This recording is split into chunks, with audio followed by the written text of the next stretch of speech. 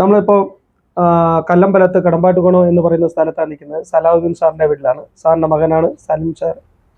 ഇവിടെ നമുക്ക് electricity bill 2 മാസത്തിൽ ഒരിക്കൽ ഏകദേശം ഒരു 14,000 ആ ഒരു റേഞ്ചിലൊക്കെ വന്നായിരുന്നു. 10 കിലോ വാട്ടിൻ്റെ സോളാറാണ് ഇൻസ്റ്റാൾ ചെയ്തത്.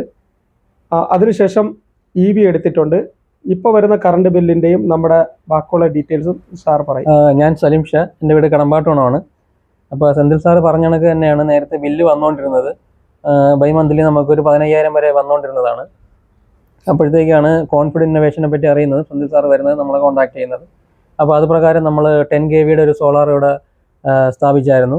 അതിലൂടെ നമുക്ക് നല്ല രീതിയിലുള്ള ഒരു കുറവ് തന്നെയാണ് ബില്ലിൽ വന്നിരിക്കുന്നത്. തുടക്കത്തിൽ മിനിമം ചാർജ് മാത്രമാണ് വന്നുകൊണ്ടിരുന്നത്. മിനിമം ചാർജ് എന്ന് പറയുമ്പോൾ മീറ്റർ റെൻറ്റ് മാത്രം വന്നുകൊണ്ടിരുന്നത്.